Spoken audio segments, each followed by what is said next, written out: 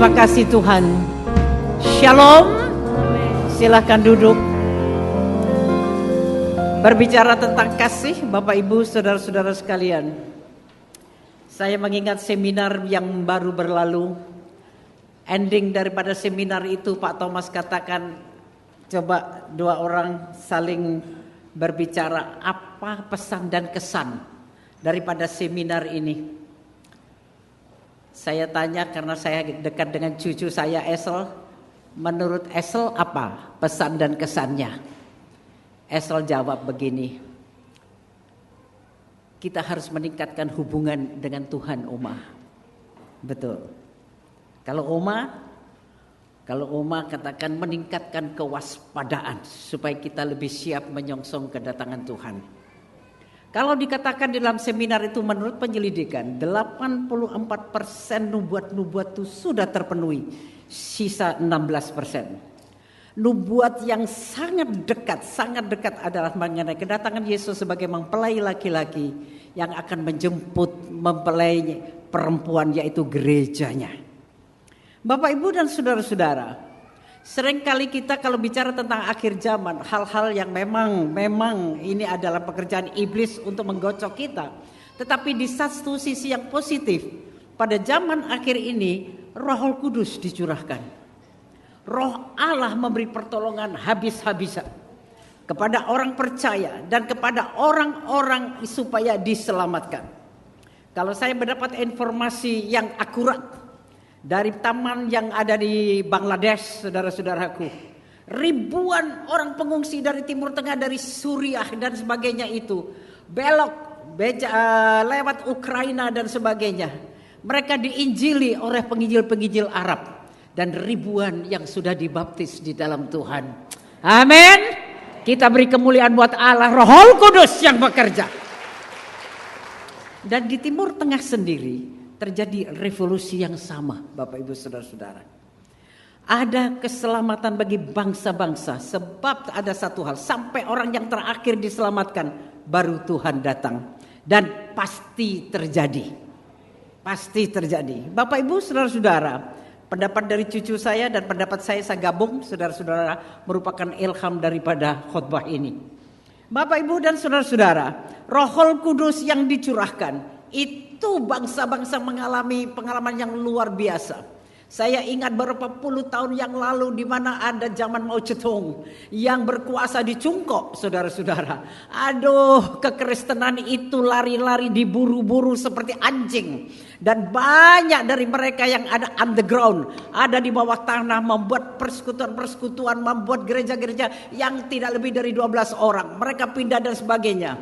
Orang-orang yang menginjil mereka itu ada yang lidahnya dipotong, saudara-saudaraku. Tetapi revolusi terjadi, Roh Kudus bekerja. Sekarang ribuan orang setiap hari di Cungkok itu dibaptiskan di dalam nama Yesus. Amin. Ada hal-hal yang positif di akhir zaman ini karena pekerjaan Roh Allah. Mengapa Tuhan pergi? Katakan, lebih baik aku pergi supaya Dia yang penghibur, Dia yang menguatkan itu datang. Sebab zaman ini adalah zaman yang betul-betul dirusak oleh setan. Sebab dia tahu, setan tahu, iblis tahu, masanya juga singkat bagi mereka. Masanya juga singkat bagi iblis. Sebab itu ya kerja mati-matian, kerja lembur kata Pak Sorbo. Kerja lembur. Oleh karena itu kita melihat bagaimana dari sisi yang kita waspadai dan harus mendekatkan diri kepada Tuhan adalah karena waktunya yang singkat. Iblis mati-matian mencegah orang untuk datang kepada Tuhan. Dan bahkan orang yang percaya kalau boleh jatuh dan jadi murtad. Di dalam 1 Timotius 4 ayat 1. 1 Timotius 4 ayat 1. Itu di akhir zaman banyak orang yang murtad karena tidak tahan. Tidak tahan. Bukan karena apa, saudara-saudara? Sebab iblis itu memberikan pencegahan-pencegahan untuk orang diselamatkan.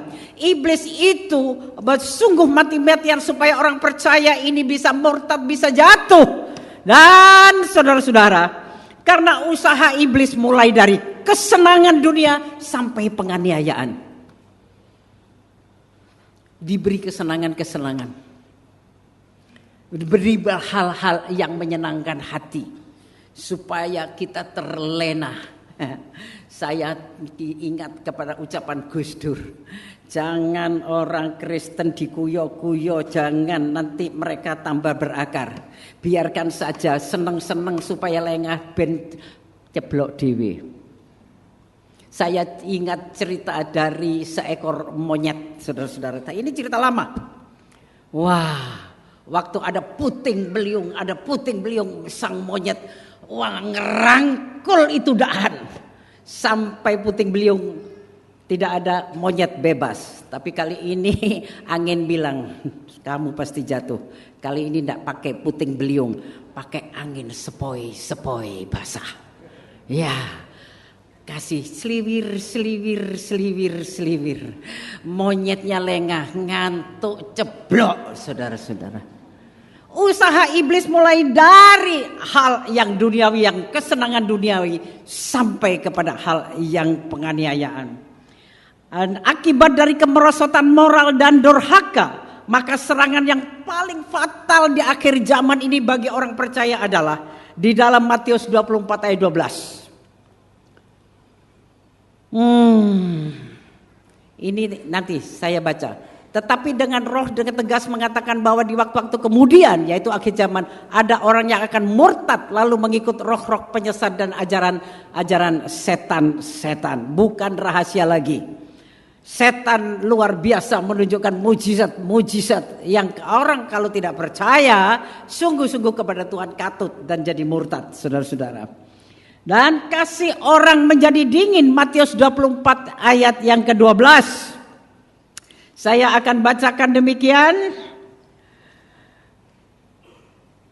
Dan karena makin bertambahnya kedurhakaan, maka kasih kebanyakan orang akan menjadi dingin.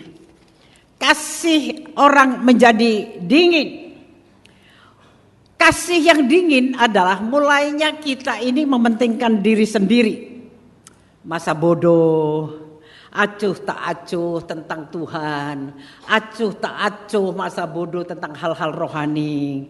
Kalau ada waktu ya ke gereja, kalau nggak ada waktu lain kali. Ibu cu, Tuhan mengerti. Kenapa ibu cu kau gak ngerti? Saya cuma balik. Kalau Tuhan mengerti, kok sampean nggak ngerti loh ya, aku repot. Ya, saudara-saudara, repot ya.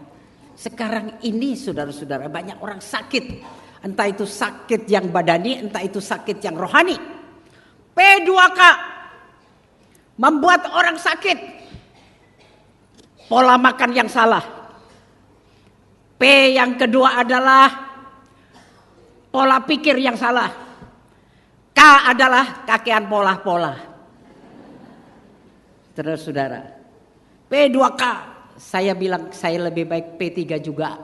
Ini nama partai, saya tidak ada urusan dengan partai. Nomor 1 dan 2 cocok, dan P yang kita ada pola-pola. Wong wis enak-enak duit bojo siji njaluk loro njaluk telu kakean pola sampai susah dhewe. Ya, saudara-saudara. Kami teman di penerbit ada seling guyon-guyonnya kasar-kasar.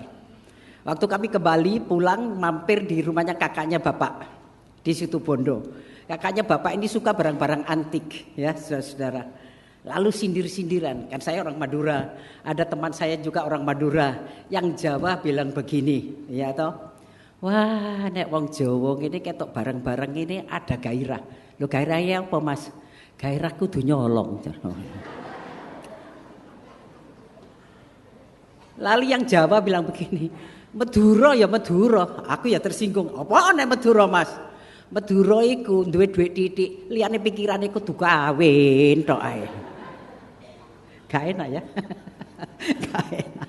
Bapak Ibu dan saudara-saudara, kasih daripada orang percaya bisa menjadi dingin karena kebejatan moral. Karena mulai dengan kedurhakaan. Orang mementingkan diri sendiri, acuh tak acuh, cuek kepada hal-hal yang rohani. Tidak lagi berminat untuk mendengar firman Allah, kuno. Firman Allah kuno. Di Belanda waktu saya masuk di sebuah gereja yang besar. Saya hitung itu ibu-ibu yang sudah tua berlutut 13 orang, saudara-saudara.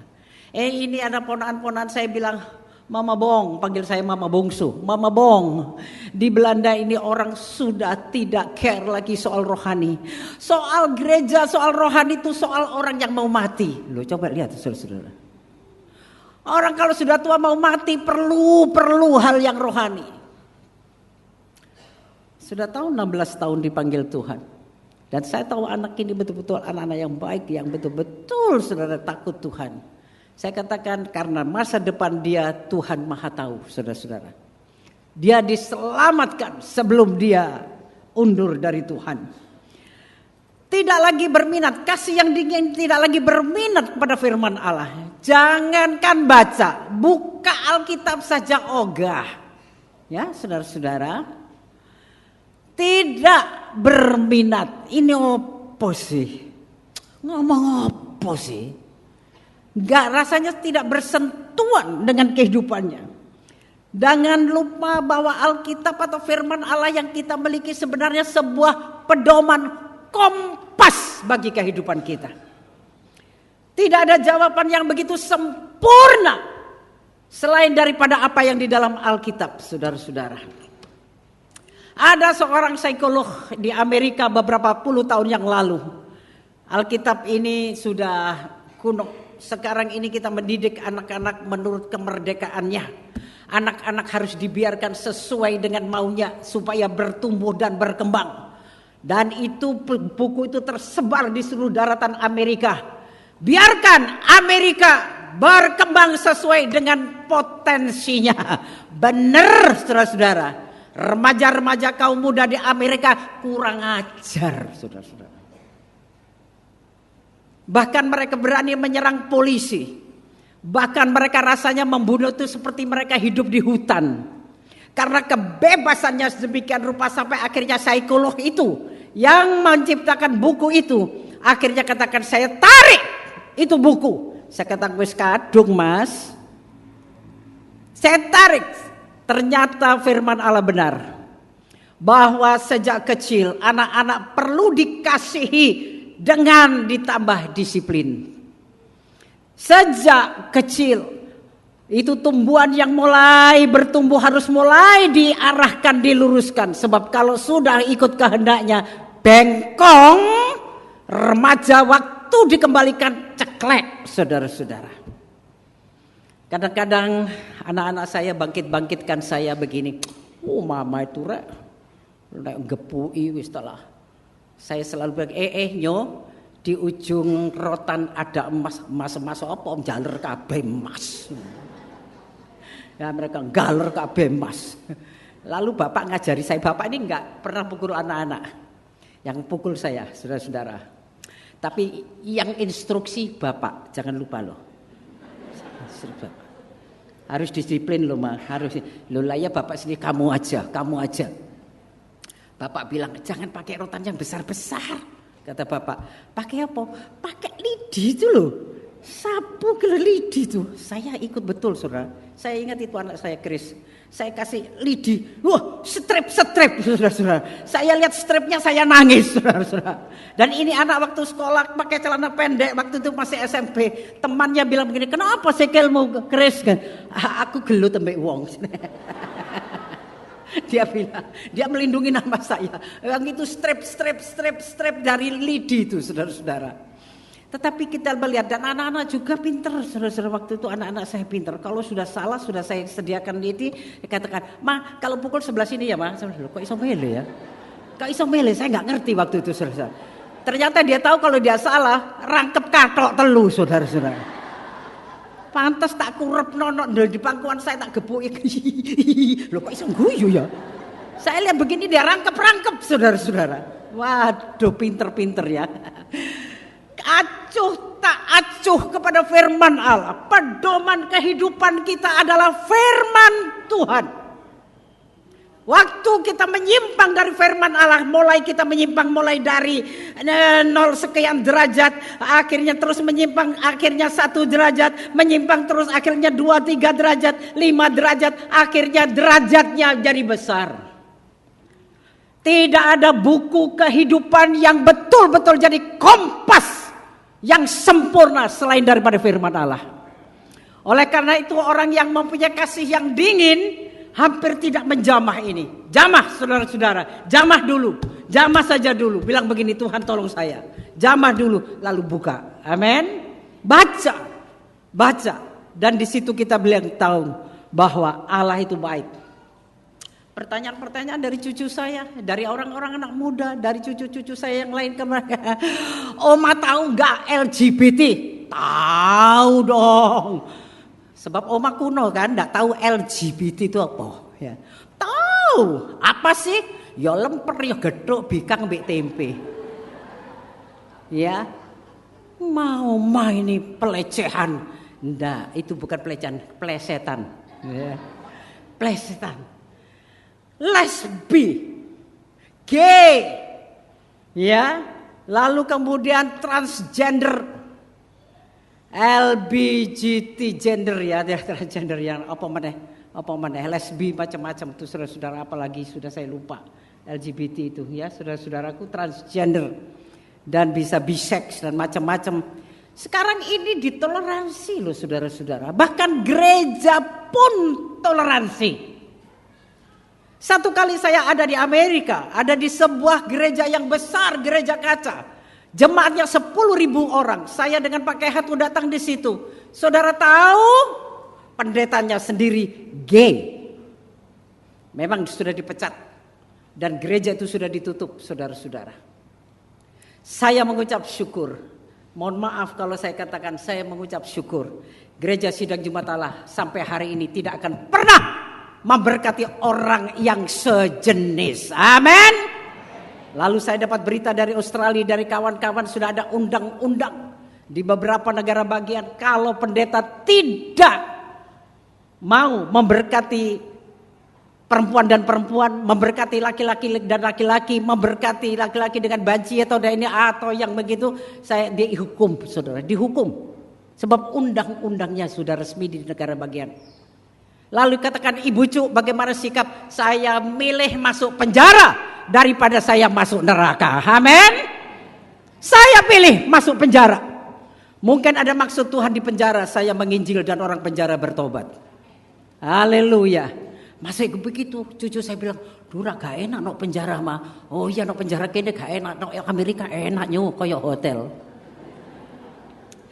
Bapak Ibu dan saudara-saudara, kalau kita membaca Ulangan 19 ayat 1 dan seterusnya, bagaimana Sodom dan Gomora dihukum oleh Tuhan.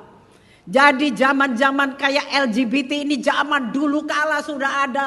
Gay, lesbi itu sudah ada. Di kitab Roma pasal 1 dan seterusnya. Ini mengingatkan tentang hubungan seks yang tidak normal. Jadi Alkitab ini sempurna, saudara-saudara. Tuhan melihat bagaimana masa-masa depan berikut dari gereja Tuhan. Ada yang mempelainya tidak terangkat. Dan pertanyaan cucu saya terus, gimana Oma? Orang yang tidak terangkat akan masuk di dalam kesengsaraan besar selama 7 tahun. Tapi bagi orang Kristen yang siap waspada, menjaga hubungan dengan Allah dengan baik, dan orang Kristen itu terus waspada, dia akan terangkat. Dan kita akan di dalam rapture itu, akan di dalam keangkatan gereja, dan kita tidak masuk di dalam kesengsaraan besar. Amin. Saudara suka yang mana? Kita suka keangkatan gereja sebelum ini semua. Bagaimana dengan mereka tersebar kemana-mana? Persentase mereka tersebar miliar orang. Ya itu penggenapan, saya katakan kepada cucu saya, penggenapan. Mereka antikris yang akan dirangkul oleh antikris untuk menganiaya orang Kristen yang tidak terangkat. Oleh karena itu kewaspadaan kita sekarang ini adalah supaya kasih kita tetap hangat, kasih kita tetap hangat, merangkul Allah yang adalah firman adalah Allah. Dan yang berikutnya adalah kita ini jangan dingin, sebab orang dingin itu tidak lagi ada suka komunikasi ya saudara-saudara. Suami istri yang dingin, baru di kongres katakan, Tante, biasanya kalau istri itu mati duluan, suami cepat mati ya Tante. Belum tentu. Kalau istrinya mati malah seneng kawin maneh. Belum tentu. Sebaliknya juga seorang suami kalau istri suaminya iku rewel gregetno, nek mati dhisik sapa sing seneng istrinya, saudara-saudara. Bebaslah. Ya, saudara-saudara. Suami dan istri yang hubungannya baik, yang punya komunikasi, salah satu tidak ada, biasanya ya memang akan begitu. Tetapi kalau hubungan mereka tidak baik, seneng ditinggal mati, saudara-saudara. Ya, Pak Keha tuh nggak mau loh kalau saya mati, saudara-saudara. Tata coba tanya, kowe seneng aku mati apa enggak, Pak? Gak ada yang nulungi soalnya. Ya, puji Tuhan. Saya kadang-kadang bilang, gini loh yang anak-anak muda, wih oma gaya sama opa pakai yang. Iya, memang oma, memang saya sayang. Tapi sakjane aja kondo-kondo, aku lali jenenge. Jenenge bapak iku sapa?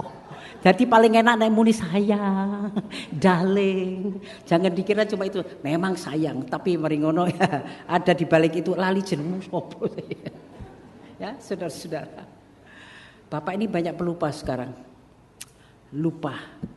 Ini jenenge sopo. Ini namanya siapa. Ini namanya siapa. Saya ini menghafal nama-nama sekian banyak orang, saudara. Kalau saya sudah bicara begitu, matanya Bapak terpana kepada saya mulai bengok. Itu loh Pak, ini yang mana? Wah, wis ngene. Sudah. Kalau orang ini meninggal, Bapak lihat fotonya dia peti. Sos iki saya kenal loh lah ya iku. Jadi kadang-kadang orang melihat saya mesti teriak-teriak itu, saudara-saudaraku. Itu loh Pak, ya saudara. Kita lihat komunikasi antara suami dan istri, antara orang tua dan anak mempunyai komunikasi yang baik. Itu menandakan kasih yang hangat. Kasih yang hangat, komunikasi ada terus saudara-saudara. Saya selalu bilang kepada jemaat contoh pakai hatu, saudara-saudara. Komunikasinya hebat dengan saya. Ketemu tikus mati di jalan, dia cerita sama saya, saudara-saudara. Dia cerita, nggak pernah ada yang tidak cerita. Sebaliknya juga begitu, ya saudara-saudaraku. Bukan ditanya lalu, Papa tadi ini, ya biasa. Ono apa aja Pak? Ono apa ya ono ae. Gak enak jawaban tuh, saudara. Enak itu komunikasi. Saya berusaha sampai hari ini komunikasi dengan keluarga, dengan anak-anak, dengan cucu, dengan komunikasi. Sebab itu menandakan kehangatan kasih. Dan komunikasi dengan Allah adalah bagian yang terpenting. Doa. Amin. Doa. Aduh, cerita tentang doa sampai bosen, bucut. Doa. Yang paling berkepentingan untuk menghalangi kita berdoa itu setan, saudara-saudara. Kenapa? Sebab doa orang yang benar kalau sungguh-sungguh dan yakin besar kuasanya. Sebab itu iblis berkepentingan untuk mencegah. Jangan orang berdoa. Berdoa simple dari hati. Berdoa itu artinya curhat dari hati ke hati kepada Allah. Tidak perlu sampai dengan kalimat panjang-panjang umpamanya, tetapi dari hati. Ada orang yang tidak banyak bicara tapi banyak menangis di hadapan Tuhan. Dia ada komunikasi yang bagus. Saya ingat ada satu tante namanya Tante Nana di Ambon. Begitu dekat hubungan dengan Tuhan. Lalu saat waktu itu jam makan siang. Beliau habis berdoa jam makan siang. Beliau bilang begini, ya tunggu Tuhan, tunggu Tuhan, tunggu. Saya mulai tanya, ada apa Tante Nana? Ini loh Roh Kudus bilang, ayo cepat doa lagi. Saya bilang Tuhan, tunggu saya mau makan Tuhan. Saking enaknya hubungannya dengan Tuhan. Saking enaknya, di mana saja kita berhubungan dengan Tuhan. Amin. Mau laris jualannya? Ini bukan mantra-mantra ya, bukan. Tapi dengan sungguh-sungguh saya katakan tumpang tangan di kotak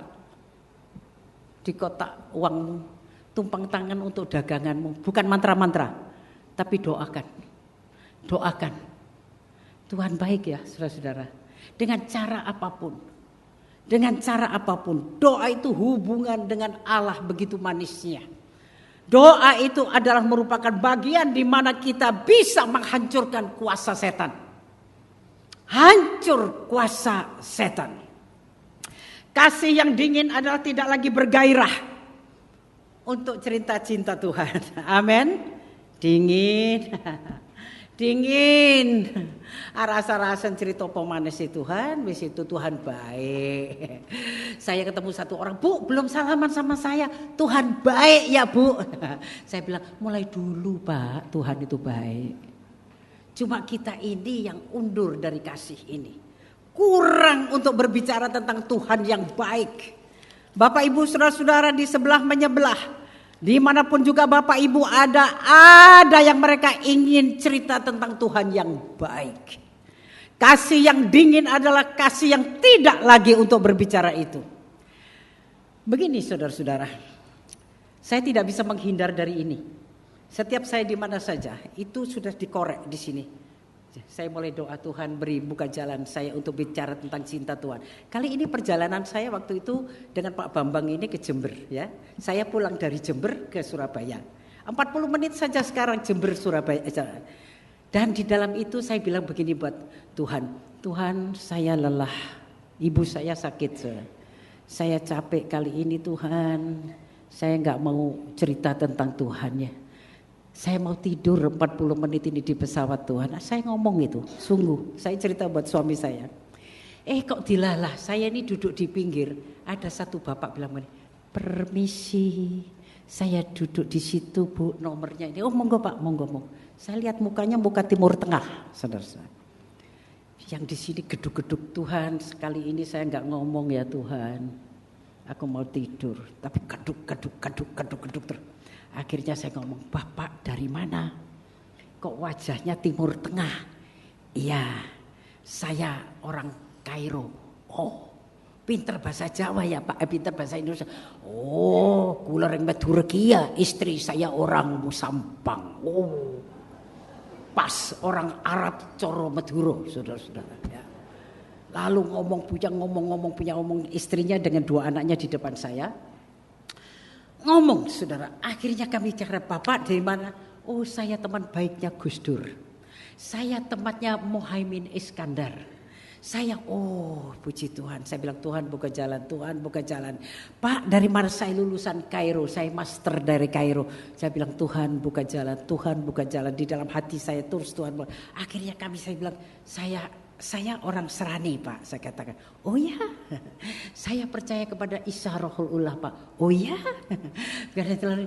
hanya satu kata yang saya dengar, Alhamdulillah.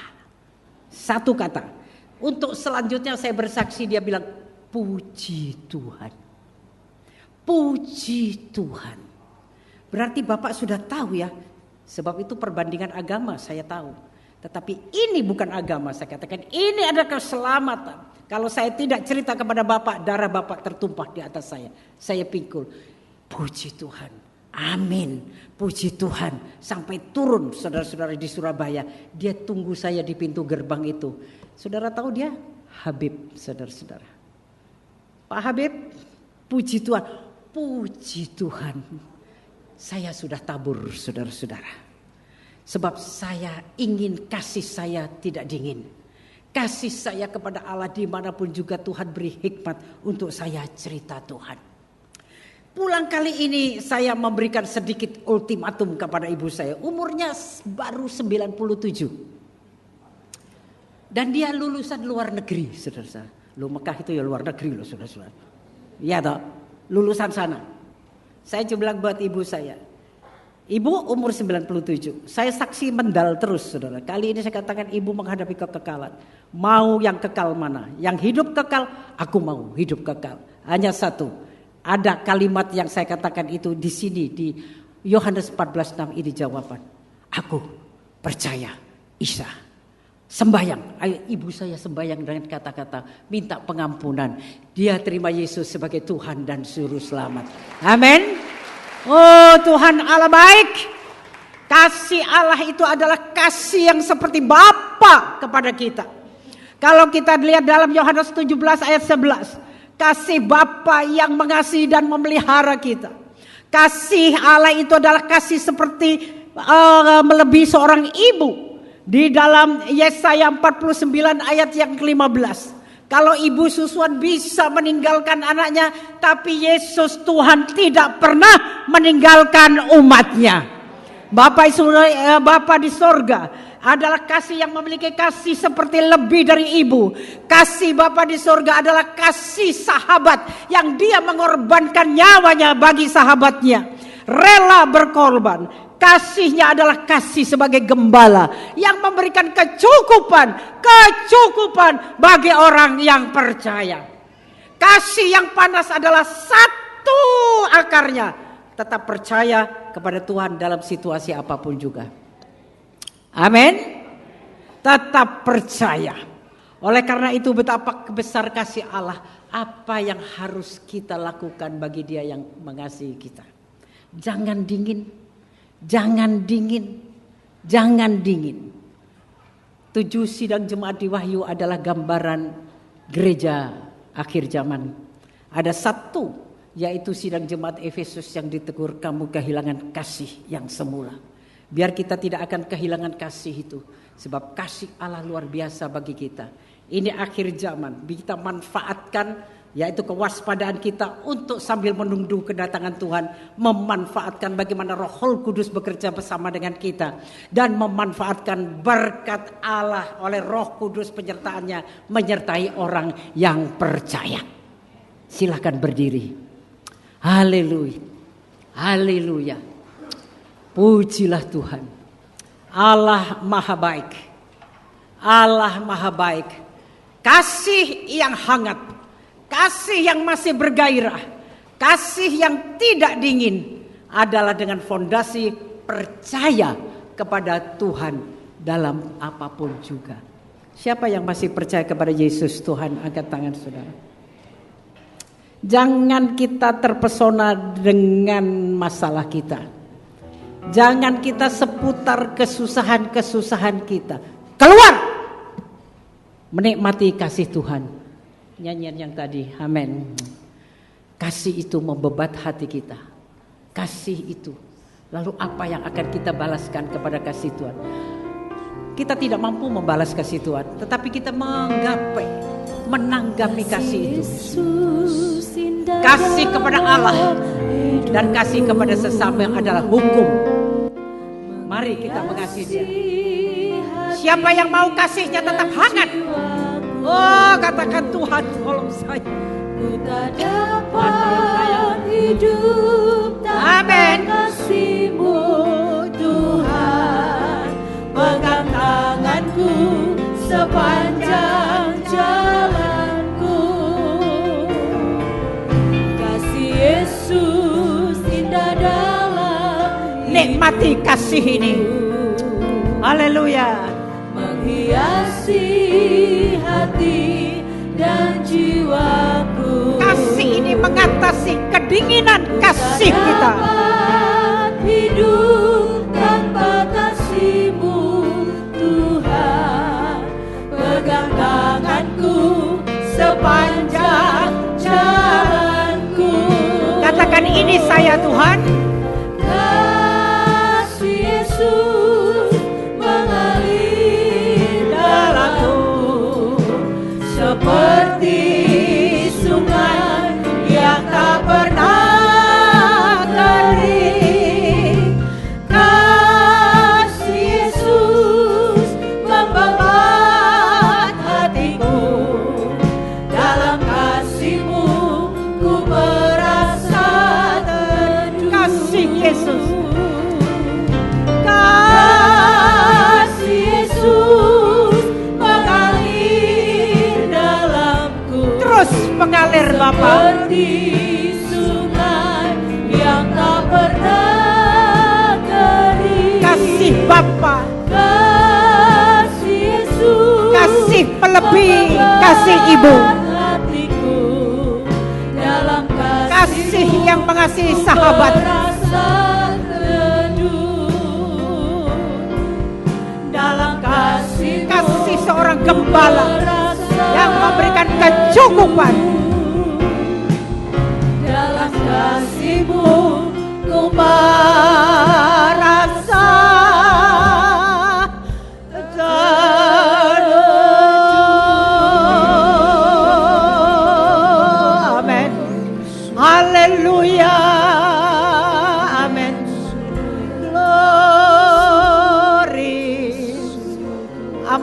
kami Tuhan, jika kasih ini mulai dingin. Sucikan jika kami ini sudah kurang bergairah mengasihi Allah. Oh ampuni jika komunikasi kami mulai rusak dengan Tuhan. Oh mulai tidak nyaman dengan sesama kami. Oh Tuhan, bangunkan oleh roh Allah. Di akhir zaman ini roh Tuhan masih bekerja. Masih bekerja. Terima kasih Tuhan. Dengan jujur, siapa yang rasanya mulai dingin, kasih itu kepada Allah mulai dingin, dengan sesama mulai dingin. Tutup mata saudara semua, mengaku di hadapan Tuhan sebab Tuhan mengampuni dengan setia dan adil. Angkat tangan saudara. Terima kasih, terima kasih, terima kasih. Oh banyak tangan, ada beberapa tangan. Katakan ampuni saya. Ampuni saya Tuhan. Saya sibuk dengan masalah saya sendiri. Saya sibuk dengan persoalan saya sendiri. Saya bahkan sibuk dengan pelayanan saya. Sehingga hubungan saya dengan Tuhan tidak nyaman. Oh Tuhan Yesus, Tuhan Yesus, ampuni kami, kuduskan kami ya Tuhan, kuduskan kami. Terima kasih Tuhan.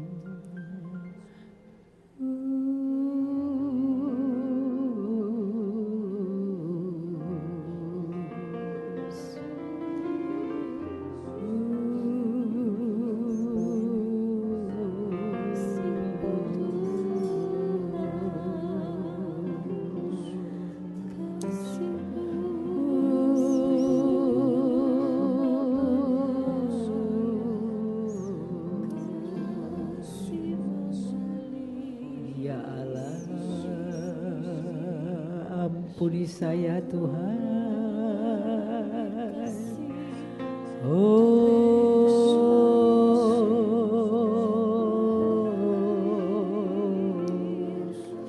Ada saatnya Alkitab akan dimusnahkan di muka bumi ini.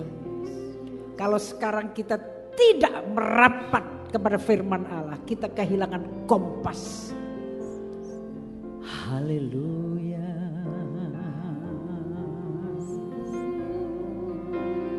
Haleluya. Oh ampuni kami Tuhan.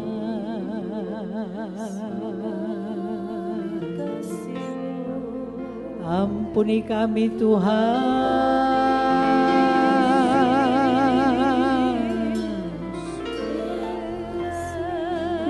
Terima kasih.